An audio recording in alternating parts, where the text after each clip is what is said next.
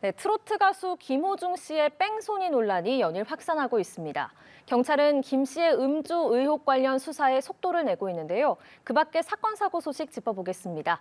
이웅혁 건국대 경찰학과 교수 모셨습니다. 안녕하세요. 안녕하십니까. 네. 자, 경찰이 김호중 씨가 갔던 고급 유흥업소를 압수수색했습니다. 앞서 소속사 측은 유흥업소에 인사차 들렸을 뿐이다, 술잔에 입만 댔다 이렇게 주장을 했지만 실제로 김 씨가 이 유흥업소에 3시간 넘게 머물렀다고 하는데요. 경찰이 이번 압수수색에서 어떤 자료를 확보했을까요? 네, 지금 뭐 행적조사의 그 일환인 것이죠. 이 사고가 나기 전에 어떠한 일들이 있었는지, 특히 우리가 관심을 갖는 것은 술을 마셨는지의 여부인 거죠. 예. 이 당사자 측은 전혀 그런 적이 없다. 술잔만 입술에 댔을 뿐이다라고 그 얘기를 하고 있기 때문에. 네. 그런데 어쨌든 지금 이 유흥 업소에 머문 시간이 이제 3시간이나 되는데 과연 3시간 동안 어떤 일이 있었는가를 밝히기 위해서 관련된 이제 증거를 압수하고 수색하는 이제 그런 과정인데 가장 핵심적인 것은 이 업소 안에 CCTV 영상이 있어서 혹시 술을 마시는 그러한 모습이 포착이 되면 이것은 바로 아주 이 수사기관이 찾고자 하는 증거가 되겠죠. 네. 이런 것을 압수수색하려고 하는 상황이 아닌가 생각이 되고 예. 또는 이 카드 내역, 즉 주문 내역서, 즉 얼마만큼의 어떤 술을 누구와 함께 몇 명에서 마셨느냐라고 하는 것을 이제 밝히는 그러한 이제 관련 자료들을 이제 확보하는 이런 작업입니다. 왜냐하면 지금 이 혈중 알코올 농도를 측정하지 않다라고 하더라도 혹시 이제 그 위드마크 공식에 적용을 해서 다른 보강 증거와 함께 최종적인 결론을 그 내기 위해서는 도대체 어떤 종류의 술을 누구와 함께 얼만큼의 양을 마셨는가를 파악하기 위해서는 주문 내역서라든가 또는 그 카드 결제 내역서라든가라고 하는 것이 그 필요하기 때문에 이러한 그 자료들을 이제 확보하려고 하는 그런 이제 그 과정에 지금 압수수색이 뭐 이루어졌다고 봐야 될 것 같고요. 예. 그리고 제가 지금 이 방송에 들어오기 직전에 그게 뉴스를 이제 검색을 해봤더니 어떤 언론 매체에서 또 이런 그 속보로 이런 보도가 나왔습니다. 이것도 비슷한 내용이기 때문에 제가 잠깐 소개를 드리면 이 유흥업소에 대략 8시 정도에 도착을 한 것 같은데 그 이전에 한 5분, 10분 떨어진 음식점에서 소주 5병과 음료수 3병을 지금 그 6명이 함께 마시고 갔다. 이런 그 보도가 나온 것 같습니다. 지금 그 종업원이 직접 마시는 것을 보지는 못했지만 어쨌든 그 룸 안에 이렇게 그 실내 안에 있는 그런 음식점인 것 같습니다. 음식하고 그리고 그 안 냉장고도 있고요.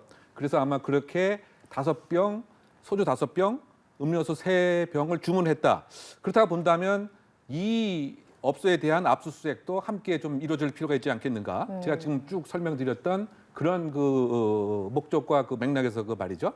그렇다고 봤을 때 결국은 지금 김호중 씨와 그 소속사가 이야기하고 있는 술을 예를 들면 입술만 이렇게 갖다 댔을다라고 하는 것이 과연 신빙성이 있는 것인지, 그리고 조금 전에 다시 그 유흥업소에 관한 압수수색과 관련돼서 지금 본인이 그 얘기했던 또는 그 여기서 본인이라고 하는 건 대표입니다.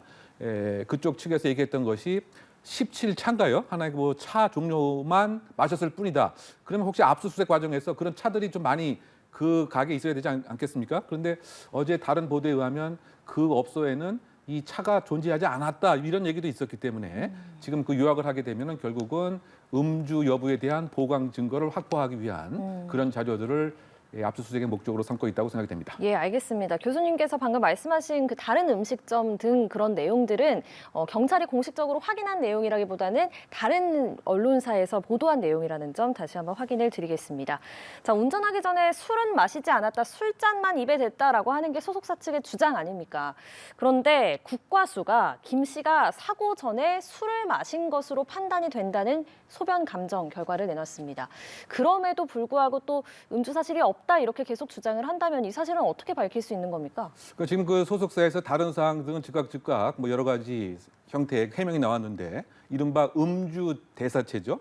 우리가 이제 음주를 하게 되면 이제 이 알코올을 분해하는 뭐 아세트 알데히드 그다음에 물로 이렇게 분해하는 그런 과정에서 이 대사체 어떻게 보면 부산물이 그 나오게 되는 것입니다. 그래서 저희 국과수에서 그 최근에 이와 같은 감정 기법을 개발을 한 것입니다.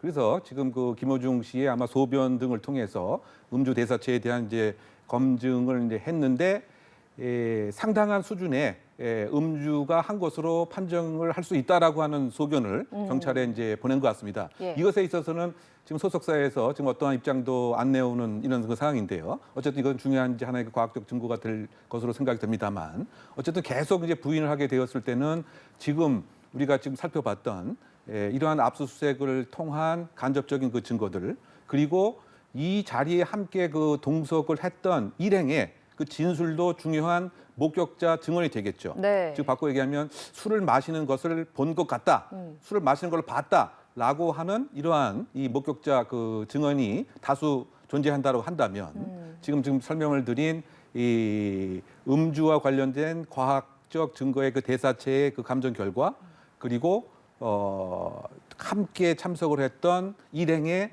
목격자 그 증언, 그리고 지금 경찰에서 좀 밝혀진 그 보도 등에 그 의하면 이 김어중 씨 스스로가 일행 회사 측 관계자인 것 같죠? 회사 측 관계자에게 내가 음주를 해서 좀 대리 출석을 좀 해달라고 한 녹취가 확보됐다라고 하는 것도 지금 나온 얘기 아닙니까? 그럼 이런 그 증거 등을 종합적으로 구중을 하는 그런 절차가 진행되지 않을까 예상이 됩니다. 예, 말씀하신 일행 말인데요. 당시 유흥업소에 김호중 씨와 함께 동석했던 사람 중에 래퍼 출신 방송인이 있었다. 이런 것이 지금 알려졌고, 또 김 씨가 유흥업소에서 집으로 갈 때 대리기사를 불러서 이동을 했다고 하지 않습니까? 그렇다면 이들이 만약에 증언을 한다면 이게 증거로서 얼마나 효력이 있는 겁니까? 일단은 이제 그 증명력을 이제 판사가 어느 정도 인정을 해주느냐, 이제 그것에 이제 그 관련이 되어 있는 문제들입니다. 근데 지금 잠깐 언급을 하신 것 중에서 지금 그 대리기사 이제 그런 말씀을 하셨잖아요. 예. 지금 우리가 가만히 이 사안을 보게 되면 지금 김어중 씨가 2대의 차량으로 사실은 이제 움직였던 것을 알 수가 있는 것이죠. 첫 번째 그 차량은 유흥업소에서 그 제공을 했다라고 하는 원래 그 소유도 역시 그 김어중 씨 그 소유인 것 같습니다. 검은색 그 승용차였죠. 그래서 대리기사가 이제 운전을 해서 자택에 갔고, 그리고 자택에 머문 지 약 한 10분 남짓 지인의 전화를 받고서 그 본인의 또 다른 흰색 SUV 차량을 타고 사실은 사고가 생기게 됐습니다. 예, 지금 화면에 나오고 있죠. 네, 그렇습니다. 그래서 우리가 그 찾으려고 했던 것이 저 SUV 흰색 차량의 블랙박스의 그 메모리 칩이었는데 그것을 그 매니저가 손상을 했다라고 해서 못 찾고 있는 이런 상황 아닙니까? 저 찾기 위해서 대표 자택 또 김어중 씨 그 자택 등의 압수수색을 했었는데 아직까지 못 찾은 것 같고요. 제가 강조를 하려고 하는 것은 그렇다고 한다면 첫 번째 검은색 승용차의 그 블랙박스의 메모리 칩도 빨리 압수수색을 할 필요가 있지 않는가 그런 생각이 드는 거죠. 왜냐하면 똑같은 상황 아닙니까? 음주를 했는가 여부를 파악하기 위해서, 그리고 그 대리 기사의 참고인 진술을 확보하는 것, 이런 것들을 그 종합하게 되면 이른바 호흡기 측정, 혈중 알코올 농도가 0.03% 이상인지에 관한 것을 확보하지 못했다라고 하더라도 지금 우리가 이야기를 나눈 이러한 증거의 종합성을 기반으로 한다고 한다면 지금 수사기관이 밝히고자 하는 또는 무엇인가 주장하려고 하는 구증하려고 하는 음주에 관한 여부에 있어서 중요한 방증 보강 증거 자료가 될 가능성이 크다고 예상합니다. 예, 자 지금까지 음주 여부를 어떻게 밝힐 수 있을지 살펴봤는데요. 이제는 또 김 씨의 또 다른 혐의죠. 뺑소니 혐의도 짚어보겠습니다. 먼저 소속사 측의 주장은 김 씨가 공황장애 증상으로 사고 뒷수습을 못했다는 건데, 그런데 사고 후에 김 씨가 집이 아니라 경기도 구리의 한 호텔로 갔고요. 그리고 주변 편의점에서 매니저와 함께 캔맥주를 샀다 이렇게 전해지거든요. 이건 어떻게 봐야겠습니까? 그러니까 그 공황장애에서 나타나는 그 일반적인 그 행동 패턴으로 보기 상당히 어려운 것들을 지금 예시를 쭉 하신 들으신 것 같습니다. 더군다나 지금 영상 등에 의하면 사고 그 직후에 어디엔가 전화하는 모습을 우리가 보게 되면 무엇인가 이렇게 정말 숨을 못 쉬는 정도, 그다음에 도저히 그 상황을 이기지 못하는 이러한 급박스러운 호흡이 불가능하다든가 얼굴이 창백해진다든가 그런 것이 아니고 아주 찬찬히 침착하게 어디다 연락을 하는 그런 모습을 우리가 볼 수 있지 않았습니까? 그럼 저는 오히려 그런 상황은 사실상 충분히 사고 후 조치도 할 수 있었고 본인의 신분증도 제시할 수 있었고 또는 경찰에 대한 신고에 대한 얘기까지 할 수 있었던 그런 정상적인 상황이 아니겠느냐. 그래서 결국은 그 전화의 그 내용도 소속사에게 전격적인 지원 요청을 했던 것이 아니겠느냐.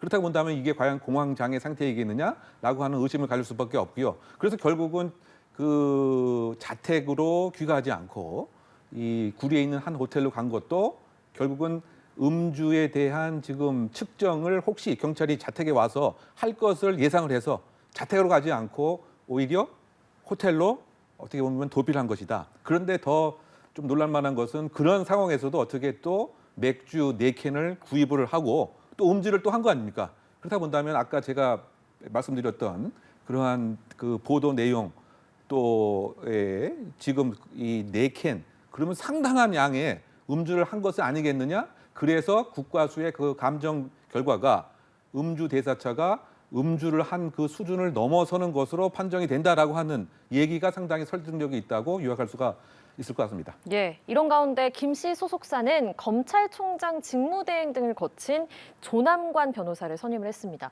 이렇게 거물 변호인을 선임한 이유와 의미는 뭐라고 봐야겠습니까? 결국 이제 음주 뺑소니 전문 변호사 상당히 그 많은데요. 지금 어떻게 본다면 대검 차장, 더군다나 검찰총장 직무대행까지 했던 그런 분이 맡기에 적합한 것이냐. 물론 이제 뭐 변호인은 악마도 변호를 해야 되기 때문에 뭐 그것에 대해서 우리가 뭐 의견을 표명하는 건 적절치 않습니다만 아마 그 기획사 입장에서는 기획사의 생존이 달린 뭐 문제로 뭐 판단한 것은 아니겠는가. 그렇다고 본다면 나름대로 지금 아직 뭐 우리 사회에 계속 그 전관 예우가 뭐 존재함을 우리가 부정할 수는 없기 때문에 그 검찰에 상당히 고위직에 있었고 또 지금 일부 보도에 의하면 신임 서울중앙지검장하고 일정한 뭐 친분 관계도 있고 뭐 이런 것에 있어서의 그 뭐 전관 예우의 이점을 뭐 활용하려고 하는 그러한 뭐 전략이 아닌가 뭐 그런 생각도 해보고요. 더군다나 지금 이 조 변호사가 또 그 과학수사 부장도 역임을 했기 때문에 우리가 지금 말씀을 그 나누었던 과학수사에 있어서의 증거 능력에 대한 여러 가지 문제점들을 혹시 이렇게 파헤치거나 방어할 수 있는 뭐 그런 인물로 판단한 것은 아닌가 이런 생각을 해보고요. 근데 가장 그 핵심적인 것은 일단 그 검찰의 고위직을 경험을 했기 때문에 기소 단계에서 일정한 나름대로의 그 영향력, 뭐 이것이 이제 뭐 비공식적인 공식적이든 기소 단계에서 일정한 역할을 아마 기획사에서는 기대를 해서 이러한 이른바 그 거물급 변호인을 선임한 것이 아닌가 추정해 봅니다. 예, 또 김 씨의 매니저가 자신이 운전을 했다고 거짓 진술을 한 점도 짚어봐야 되는데요. 김 씨의 소속사 이광득 대표의 공식 입장문에 따르면 지금 관련자가 대표, 매니저 2명 이렇게 최소 3명입니다. 만약에 은폐 의혹이 사실이라면 이분들은 어떤 처벌을 받게 될까요? 일단은 이제 세 사람이 거의 뭐 공통적으로 범인 도피에 대한 뭐 교사를 한 것으로 지금 보이고요. 그다음에 그 매니저 같은 경우에는 본인이 허위 자백, 허위 자수를 한 거죠. 뭐 이것은 이 위계에 의한 공무집행 방해라고 하는 혐의도 있는 것이고요. 또 증거에 관해서 지금 아까 우리가 말씀 나눈 바와 같이 블랙박스의 메모리 칩을 손상을 했다. 이건 또 증거인멸죄입니다. 이런 그 3가지 그 혐의이기 때문에 상당히 죄질이 그 안 좋고 실형의 가능성이 높기 때문에 지금 아마 수사 당국에서는 특히 증거인멸을 한 뭐 이런 점에 그 비추어 봐서 더군다나 기획사 전체의 그 조직적 차원에서 이런 공무집행 방해를 한 것으로 비추어 봐서는 구속영장에 대한 신청 청구가 이루어질 가능성도 크지 않나 이렇게 예상을 해봅니다. 예. 자, 김호중 씨의 콘서트가 바로 오늘입니다. 오늘과 내일 창원에서 공연을 한다고 하는데요. 오늘 팬들 앞에서 심경을 고백한다고 하는데 이 공연 강행에 대한 의견은 어떠세요? 그러니까 이것이 자수를 하거나 무엇인가 뭐 뉘우치거나 무엇인가 뭐 이런 것이 일반적인 공적인 인물로서의 태도가 아닌가 저는 그런 생각을 하는데 지금 이런 것에 대한 그러한 숙고하는 자세는 아랑곳 없이 원래대로 강행을 하겠다. 뭐 이런 입장이다 보니까 글쎄요. 아주 일부의 팬들의 입장에서는 뭐 그것이 그럴 수도 있다라고 생각할 수도 있겠지만 뭐 어떤 측면에서 본다면 지금 일부 이그러진 팬심이 아니냐 뭐 이런 얘기도 나오고 있는데 오히려 김호중 씨를 계속 그 응원을 한다. 김호중 씨를 믿는다. 일부 언론에서 나락으로 이렇게 떨어뜨리려고 하는 것이다. 이렇게 이제 비난을 하고 있습니다만 사실상 지금 이런 그 상황에서 강행을 한다라고 하는 것이 과연 바람직한 것인지 아마 그 회사의 그 입장에서는 지금 18일, 19일 다 매진이 됐기 때문에 이 매출액이 40억이 훌쩍 넘는다고 이렇게 평가가 나오고 있습니다. 그런데 만약에 이것을 취소하게 되면은 이른바 위약금에 관한 거 또 이 예약된 표에 대한 반환 뭐 이런 것에 대한 부담감을 상당히 느꼈던 것은 아닌가. 그리고 만약에 이것을 한번 공연을 취소하게 되면 6월 초에 있는 또 더 큰 행사, 또 이어지는 여러 가지 그 행사들에 있어서 똑같은 행위를 함으로 인해서 그 회사에서 지어야 할 손해에 대한 또는 위약금에 대한 그런 그 부담감 때문에 이런 결정을 한 것이 아닌가라고 생각을 합니다만, 그런데 큰 틀에서 보게 되면 사실 그 이런 그 상황에서 정말 솔직하게 사안을 밝히고 그야말로 공적 인물로서의 태도를 보이는 것이 중장기적으로 더 바람직한 것이 아닌가 생각을 합니다만, 지금까지 전체의 커다란 모습을 보게 되면 작은 판단 착오가 이렇게 커다란 것까지 이렇게 나쁜 의미에서 눈덩이처럼 커진 데는 이러한 왜곡된 판단 때문이 아닌가 뭐 이런 생각을 해보고요. 조금 더 나가게 되면 지금 혹시 정치권의 모습을 지금 김호중 씨 또 대표 또는 기획사에서 혹시 따라하는 것은 아닌가라고 하는 이러한 비판적인 시각도 상당 부분 있다고 생각됩니다. 예. 자, 다음 사건도 보겠습니다. 주차장 입구에 차를 세워두고 통행을 방해하는 민폐 주차. 정말 많은 시민들의 공분을 사고 있는데요. 최근에 아파트 입구를 막은 승합차를 경찰이 이례적으로 견인한 일이 있었어요. 그 상당히 좀 뭐 이례적이지만 사실 저는 아주 창의적으로 적극적인 능동적 공무 집행을 한 것이 아닌가 그런 생각을 합니다. 지금 잠깐 뭐 설명을 하셨지만 이런 일들이 수년간 우리 사회에서 많이 그 발생하지 않습니까? 네. 주차에 관한 시비 때문인 거죠. 내가 여기에 입주자인데 주차를 왜 못하게 하느냐 또는 구역에 하라라다 보니까 이제 경비 직원들하고 이렇게 갈등이 생기고 그것에 대한 분노, 화를 못 이겨서 그냥 그 상태에 주차를 떡 해놓고 사라져 보니까 그 통행 자체가 뭐 몇 시간, 몇십 시간, 수일간 방해가 되는 이런 문제가 그 왕왕 그 있었던 거죠. 네. 그런데 이른바 그 도로교통법상 주차 금지 구역에는 강제로 견인도 할 수가 있고요. 그런데 지금 아파트 내에 이런 공간은 사유지이기 때문에 예. 이런 그 강제적인 견인 자체에 있어서 구청에서는 도로교통법에 근거가 없다. 이렇게 조금 피하는 입장이었고요. 뭐 그러면 경찰이 이거를 좀 조치를 하면 안 되느냐? 그래서 경찰도 그것은 지금 그 재물 손괴 가능성이 있다. 그래서 공무원들이 수동적, 회피적으로 서로 핑퐁하는 이런 문제가 있었던 겁니다. 근데 이번에 발생했던 인천 그 사안에서는 적극적으로 이제 판단을 한 것 같습니다. 지금 왜냐하면 이 상황 자체는 그 경비원의 업무 방해의 혐의가 계속 범행이 진행 중이기 때문에 지금 긴급한 상황이다. 그러면 먼저 이 사항에 대한 그 압수를 하고 이 물건에 대한 압수를 하고 나중에 바로 압수하고 나서 사후 영장 청구를 받으면 된다라고 판단한 것 같습니다. 그래서 실제로 이 떡하니 놓여진 그 차량을 경찰서로 압수를 이제 해놓고요. 그 다음에 바로 법원에게 이 압수수색에 관한 영장을 발부받게 된 거죠. 그래서 결국은 법적인 하자는 이제 없던 것으로 될 수밖에 없는 것이고요. 그렇군요. 그리고 그 주민들도 상당히 이 통행에 있어서 그런 불편과 뭐 여러 가지 그런 민원에 있어서의 문제가 해결되는, 그래서 첫 사례인데 뭐 이런 거를 적극적으로 생각하게 되면 공무원들이 지금까지 책임, 그다음에 서로 간에 기관 간에 떠넘기기, 이것 때문에 사실은 그 시민들과 그 입주민들이 이런 그 불편을 받았고요. 또 이렇게 떡하니 주차하고 있는 일부 몰지각한 이러한 그 주민들도 이제는 아마 또 다른 그 각성을 느낄 수 있는 그런 사례가 아닌가 해석해 봅니다. 예, 경찰의 이런 적극적인 조치에 좀 속이 시원하다 이렇게 느끼신 시청자분도 계실 것 같습니다. 이용혁 건국대 경찰학과 교수와 함께 사건 사고 짚어봤습니다. 오늘 고맙습니다.